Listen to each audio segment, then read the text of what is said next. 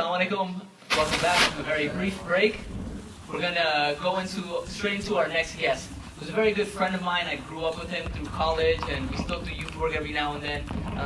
We're gonna have a good time with my dear friend Amir Mertaban.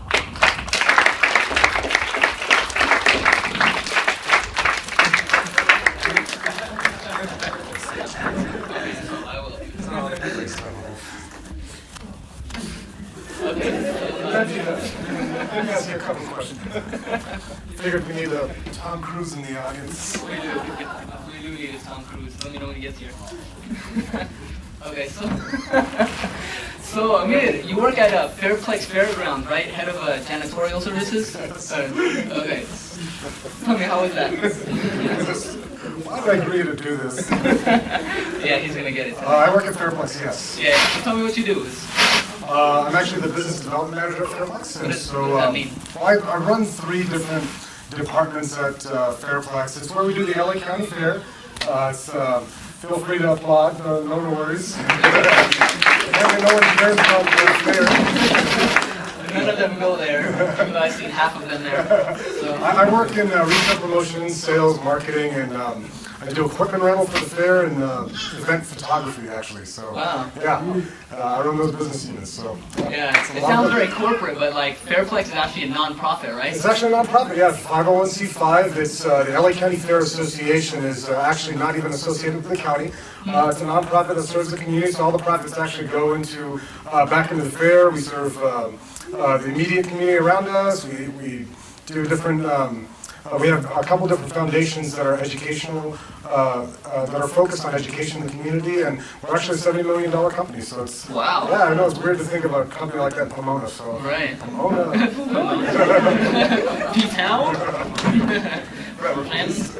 So give me a brief background on your youth work. I know you've done a lot of youth work. No, I have not done a lot of youth work. Honestly, it's weird to be on these types of shows because you think of role models. We're talking about role models. I've known this guy for a while now. It's like, I used to look up to him when he thought he was in his J days. That's when we used to look up to his J. Honest to God.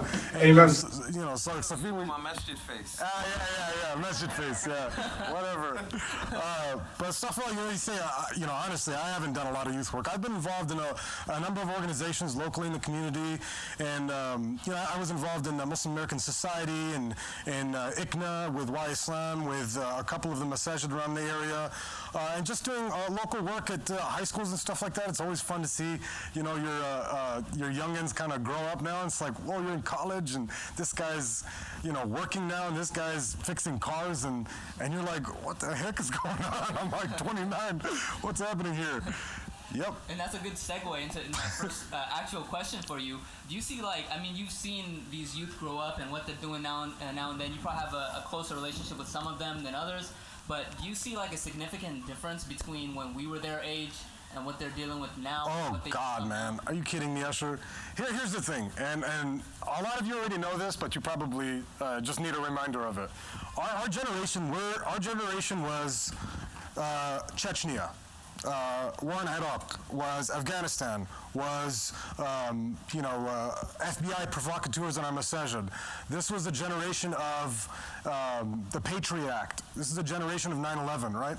So we grew up in this generation of all these things happening in the Muslim community. Maybe not domestically, some things domestically, yeah, but a lot of stuff internationally. So when we're growing up as a generation, we have all this political fire, right? We're very, excuse me for lack of a better word, pissed off. We have a lot of fire, we have a lot of rage, and then we kind of need to figure out this way of honing that into something constructive. And I think we made a lot of mistakes in our generation. This generation that I'm looking at now, to be honest, I see a lot of weaklings in our community. I'm going to be straight up with you guys. I see a lot of weaklings in our community, and it's sad, man. Guys aren't active, sisters aren't active anymore. They don't care about, even our generation, we had people that cared about their appearance. Obviously, that's every generation. But nowadays, it's like people don't want to paintball. They don't want to do anything rough. They don't want to go camping. They don't want to do any of those things. They want to go do that online, if it's available online. If you can camp online and do a campfire online and, hold their little match, aspects, it's not going to work.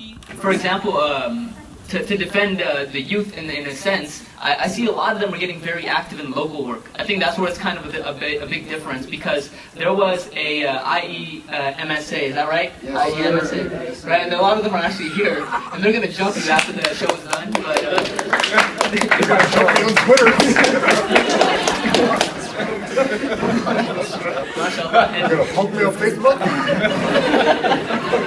I'm just kidding. you don't even have a Facebook. I know, I don't even know what I'm talking about. I don't even poke Let anymore. me make a comment. I don't mean to generalize on the youth these days to say that they're all weak. That's just an observation that's kind of my pet peeve. You know, that's something I see with a lot of our youth these days, that they're apathetic. They don't care about what's going on. At least, and this is the problem with older youth looking at younger youth. They have so much zeal and passion and energy online. And that's not always apparent. That's not always something that you could see or something that's tangible, right? Something that's online, it's something that someone's doing in their personal, on their Facebook page, and all of a sudden they post a note or whatever about help the brothers and sisters in Syria. That's still activism, but for a lot of us, we're looking at them, we're looking at these youth and saying, what the heck are these guys doing, right? On the political front, at least. What is the cause of that? Because there has to be something, causing that. The apathy. And honest to God, you bring up a good point. I think the thing is we grew up in different generations. These are kids of post 9/11. I think, that post 9/11 environment where it's very apolitical. Our scholars are taken to jail. A lot of our moms and dads are scared of, are generally scared of what the FBI might do or the police might do. So they're telling their sons and daughters they're raising them differently. They don't have that same zeal and passion. I could be wrong. I think we went through kind of the same thing, because I remember going through that. But before I start talking, I know there's probably a lot of comments that I want to open up to the audience, because you said a lot of things, and I'm sure it stirred up some emotions. So I'm the host, you guys. I defend you. I know where half of you live, by the way. So make a comment. Go ahead and make a comment. Let's go ahead and open it up. I'm just kidding. Yes, Muhammad Jivani in the back. Assalamu alaikum. Assalamu Amir, good to see you. A few years ago, Assalamu alaikum to brother Jihad, good to see you. Welcome to our area. A few years ago, you participated in a sports tournament that got the attention of the world. CNN was there. Can you elaborate on that?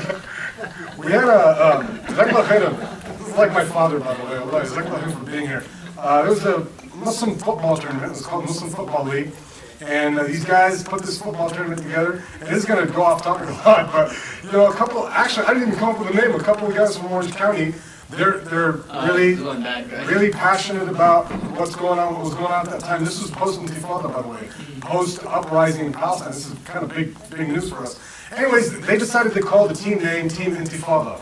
And uprising, this is a very big term if you're involved in the Palestinian freedom movement or anything like that. Team Intifada is like, you're stabbing, the dragon right here, right? So this is a big deal, and everyone in OC got all uppity, and everyone in the Muslim communities told us to change our name, and Salim was on the team, a couple of people here were on the team actually.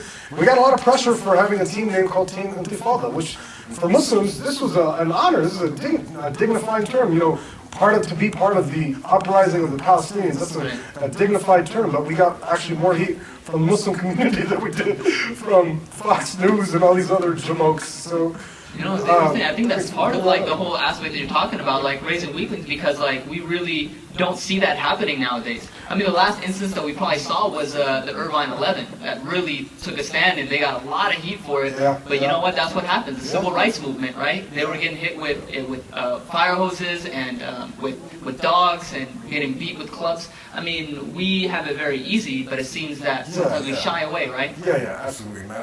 And I think, again, I don't want to keep harping on this, but it's this post 9/11 culture of Muslim youth. There's other things other than just politics. Sorry for kind of focusing on politics so much. That's one area that's always been appealing to me as a youngster. But other areas, this is the children of the internet. These guys are on, I'm telling you people, you're on Facebook and Twitter, and you're on Instagram, and you're on, Yelp and Google, and you're on all these. Who's on Yelp out of the youth? Who yelps? I Yelp, are you kidding? There's 3 people over here that yelp. I went to this restaurant called Dreamy Weenies in New Orleans. This is halal hot dog place. Halal hot dog place. No, I don't know about come on. Oh, you got put on blast. Halal hot dog place. It was amazing. I was just telling the boys that. Where is this at? In New Orleans. Oh. I swear, off of Bourbon Street. Oh. Yeah, and And I was telling the brothers right now that the owners were 6th or 7th generation Muslims Allahu in Akbar. America. 6th or 7th generation Muslims. That's amazing. That's man. like 1800s. I know. That's like Wow. early Muslims. Yeah. Talking about Well, I know that. all I'll say is every youth, all right, every single person, and your mom and dad, by the way, they all went through stuff, all right. No one's perfect. Outside of the prophets, no one's perfect, man. And I'm telling you, even the most amazing, Sahaba and companions, they all went through stuff. They were alcoholics. And there were people that were, people that used to be involved with prostitutes. And these are people that had their J days, you know what I mean? Their Jahiliyyah days, as we like to, the days of ignorance. And they came back to Islam. So I think, the funny thing about youth is it's an up and down roller coaster. You dip down for a bit, and then subhanAllah, Allah subhanahu wa ta'ala pulls you back up, and you find your way. But yeah, we're not going to talk about it. No, I know. The reason I wasn't trying to put you on the spot, but it's kind of to remind that, our activists and our role models and people who actually are doing the work, we all kind of have those shortcomings. When we look down at the youth, for similar stuff sometimes, like incompetence or, in this case, right, the laziness of actually going out and do something, or being fearless, right? We look back at ourselves and we had our own shortcomings. So it's difficult for us to kind of open up. Oh no, I'm glad you brought that up, Usher, because honestly, it's not even back in the day. You're asking me what's the most outrageous thing you did when you're a youth. So what are outrageous things that we do daily? Honest to God, in each one of us, in our own challenges, we do outrageous things. Against Islam and in the face of Allah daily. At work, at home with your wife, with the kids. We do stuff daily, and even activists, whether you're going to call me an activist or not, we're in the same boat. Scholars are in the same boat. It's no different. We're all human beings, and it's hard because I understand your point, because I used to get judged when I was young, and I used to do a lot of judging when I was young too. And it's really tough to get out of the mindset of looking at someone for who they are and not necessarily putting them in this like ideal bubble of this is what a perfect Muslim is. It's tough. It's tough. Right. No, I agree 100%. And a quick to allude, we went to the same MSA, which was Cal Poly Pomona MSA. And don't think that if Amir and Usher are together, we're not going to talk about Cal Poly MSA, right? Salim is in the audience as well, one of our crew members from back in the day. That really shaped my life. It was hard at Cal Poly. It's hard work trying to raise a Cal Poly. Walking through the buildings of engineering. What's y'all call yourself? Muslim Broncos. Muslim Broncos. We used to stomp on them, right? So the reason I bring this up is because I kind of I want to share with everybody like really what it meant to us, and I could go on for volumes about what it meant to me. What did it mean to you to be a part of that MSA, and how did it shape who you are now? Honest to God, my MSA experience was the most important experience of my entire life. Wallahi, I'm telling you this with full 100% conviction. Everyone's going to be different. For me, it was my MSA. I think the relationship between our campus, our masjid, the community, the organizations in the community, and how it connects to MSA life is completely gone. We don't have that connection at all. And the Muslim community needs to do a better job at that. But individually, when I grew up in the community, and for me it was Claremont Masjid, we grew up in a solid community with people around us that were helping me be a better person, whether I liked it or not, whether I appreciated it at that time or not. And then when I got to college, I got to see how the natural evolution of a Muslim should be. And it was so awesome. It was so awesome. I was amongst people at Cal Poly that I could honestly call my role models that I look up to. And I was amongst people that I looked at that I was like, I don't want to be like that. I don't want to do that. And I was amongst students that I thought were really amazing students that helped me kind of think out of the box and be a better Muslim that were non-Muslims. And I was working on campus in multicultural centers, and I was working with the African American Student Center, with the Native American Student Center, with the Gay and Lesbian Center, and the Pride Center. The Pride Center at that time, yeah. And it's not like I participated in any of the activities. Yeah, right. You guys spreading rumors. This guy. Disclaimer, right? Anyways, but yeah, I was working with those, and that helped. Cut the tape. Cut the tape. Yeah, yeah. I'm gonna edit that out. That honestly helped me shape my Muslim identity too. It was 100% crucial. I think the challenge is, Usher, for this generation is how do you create that balance and that connection between our community, the family life, and the MSA. That connection isn't there. The family is kind of very disconnected from what's going on in college, and the college MSA is very disconnected from what's going on in the masjid.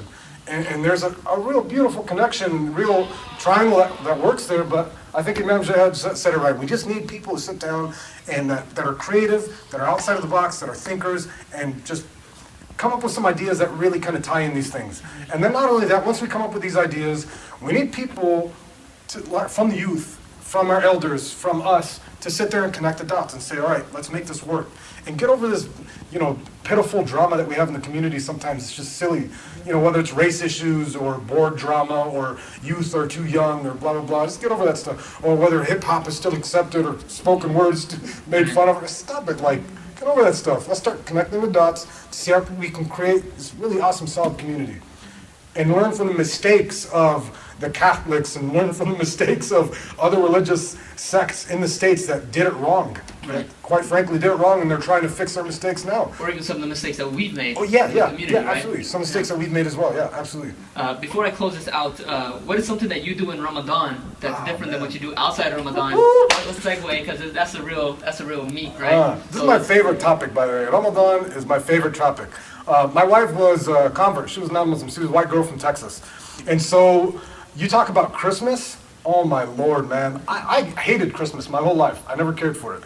So I married this convert, and she loves Christmas. She still does, all right? And we're Muslim, and she still loves Christmas. You guys got to think about it. 25 years of her life, 30 years of her life, growing up, celebrating Christmas. And now here, Amir says, no Christmas lights, no tree, no nothing, no Jesus drama. You like the coffee. Yeah. So, obviously, alhamdulillah, we kind of slowly grew out of it. But you have to replace that, and I did, and we did with Ramadan. So it was really exciting. Ramadan's like the biggest thing in our neighborhood. It's like the Muslim Christmas. Oh my God, man. We have like this 8-foot sign that we built that looks like a masjid. It's all lit up. It says Happy Ramadan. We put it right in front of our lawn so the entire community can see. We have a neighborhood iftar. All these people, our neighbors all come over to our house. We just hang out. It's no like dawah, like let me give everyone a copy of the Quran as they walk out. It's just come and hang out for a barbecue. For iftar, we invite them to our house. We put up lights. Our house is lit like nobody's. We actually do research on this, man. Me and my wife go down to all the houses during Christmas. We check out the lights. We take notes on the design. I swear to you, we put a lot of thought in this. I spent like close to $1,000 in Ramadan decorations, man. So the reindeer turns into like a camel. Yeah, camel. Yep. Saint Nick turns into a sheikh. Yeah. Right? A camel and a sheikh, everyone. Truly American Ramadan. I think it's an important family month. I think sometimes we focus a lot on the individual. I think one aspect that we miss sometimes is how the family can help you out. So my wife and I do a lot of activities together during Ramadan that are relevant to our spirituality. I think that's really, really important for us at least. And hopefully we get it right, man.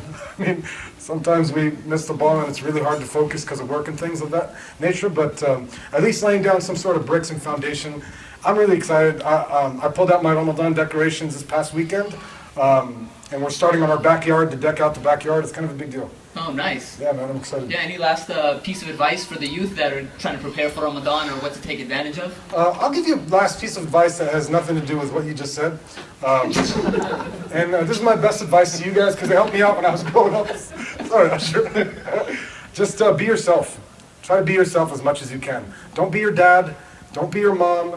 Try to be yourself. Try to figure out who you are and be yourself, for crying out loud. Stop trying to mimic what this scholar says and stop trying to mimic what this sheikh says and what that person is and what Amir said, and stop trying to mimic your own father and mother. Stop trying to get the engineering or the doctor degree because that's what Muslims do. Be yourself. Figure out who you are and be that person and do it well and be comfortable. I think that's my advice to you, inshallah.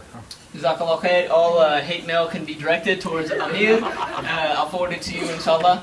Jazakallah khair for everything. Amir Mertaban, good friend of mine.